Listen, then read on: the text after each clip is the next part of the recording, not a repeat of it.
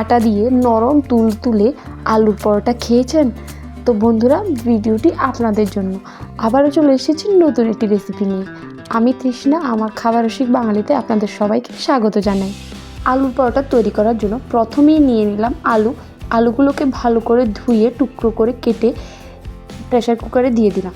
এতে দিলাম পরিমাণ মতো জল আর লবণ দিয়ে কুকারের মুখটাকে ভালো করে আটকে দেব। এবারে কুকারটাকে ইন্ডাকশনের উপর বসিয়ে 2 সিটি মারার অপেক্ষা। চলুন এই ফাঁকে আমরা আটার ডোটি তৈরি করে নিই। এর জন্য 300 গ্রাম মতো আটা আমি নিয়েছি। এগুলিকে ভালো করে চেলে নেব। এভাবে বাটির সাথে চালনিটা ধরলে কিন্তু সহজেই আটা চালা হয়ে যায়। কিছু পরিমাণ আটা আমরা আলাদা করে রেখে দিলাম। এই আটার মধ্যে দিয়ে দিলাম পরিমাণ মতো লবণ আর সামান্য সাদা তেল দিয়ে ভালো করে এটাকে মেখে নেব। এই মাখাটাই কিন্তু মেইন। আটাটাকে খুব ভালো করে তেল দিয়ে মাখতে হবে।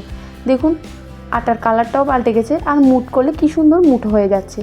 আমাদের মাখা একদম হয়ে গেছে। এবার এতে দিয়ে দেব একদম ফুটন্ত গরম জল দিয়ে ভালো করে মেশাতে হবে। হাত দিয়ে মেশাতে যাবেন না, হাত পুড়ে যাবে। চামচ দিয়ে মেশাতে। দেখুন একটু ঠান্ডা হয়ে আসলে এবার হাত দিয়ে ভালো করে এটাকে মেখে নেবেন। বেশি শক্ত না, বেশি নরমও না। আমাদের মাখা হয়ে গেছে। এবার ঢাকা দিয়ে রেখে দেব। এদিকে কিন্তু আমাদের আলুও 2 সিটি দিয়ে দিয়েছে। দেখুন কি সুন্দর সেদ্ধ হয়ে গেছে। আলুগুলোকে প্রেসার কুকার থেকে নামিয়ে একটু ঠান্ডা জল দিয়ে ধুয়ে আস্তে আস্তে খোসাটা ছিলে নেব।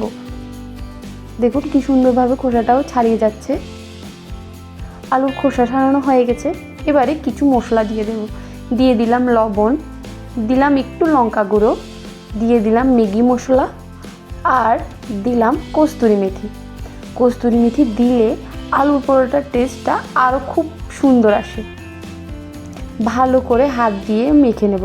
আপনারা চাইলে চামচ দিয়েও মাখতে পারেন। আমার কাছে হাত দিয়ে ভালো লাগে মাখতে। আলু মাখা কমপ্লিট। চলুন এবার ঝটপট পরোটাটা বেলে নিই। ঢাকা সরিয়ে আবারও ভালো করে একটু এটাকে মেখে নেব। এবারে ছোট ছোট আকারের লেচি কেটে নেব। আমি এখানে 3 জনের জন্য 300 গ্রাম মতো আটা নিয়েছি। আপনারা আপনাদের পরিমাণ মতো নিতে পারেন। এবারে ছোট একটা লেচি নিয়ে ভালো করে এটাকে মাখতে হবে। সুন্দর করে মাখা হয়ে গেছে।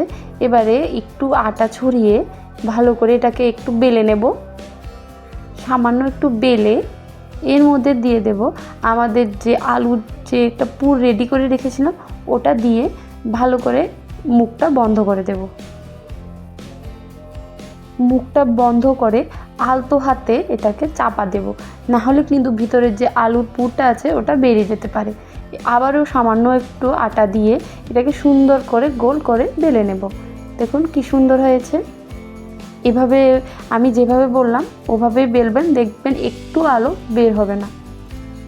আটা দিয়েও যে এত সুন্দর আলুর পরোটা বানানো যায়, যদি একবার না ট্রাই করেন তাহলে বুঝবেনই না। তো বন্ধুরা নিশ্চয়ই একবার ট্রাই করে দেখবেন। আমাদের বেলা হয়ে গেছে। এবারে এগুলিকে সেঁকে নেব। প্রথমে তাওয়ার মধ্যে আলু পরোটা দিয়ে এপিট ওপিট একটু সেঁকে নেব, তেল ছাড়া।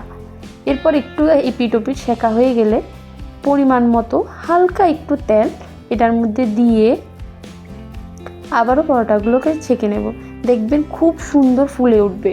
প্রথমেই তেল দেবেন না, আগে একটু হালকা ভেজে তারপর তেলটা দেবেন। দেখবেন খুব সুন্দর লাগবে খেতে, খুবই সুন্দর হবে।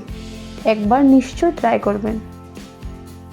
দেখুন পরোটাগুলো কি সুন্দর লাল লাল হয়েছে আর কি সুন্দর ফুলেছেও। আমাদের সবগুলো পরোটা একদম ভাজা কমপ্লিট। দেখুন কি সুন্দর নরম তুলতুলে হয়েছে। ভিডিওটি ভালো লাগলে অবশ্যই লাইক করবেন। দেখা হচ্ছে পরের ভিডিও। Thank you.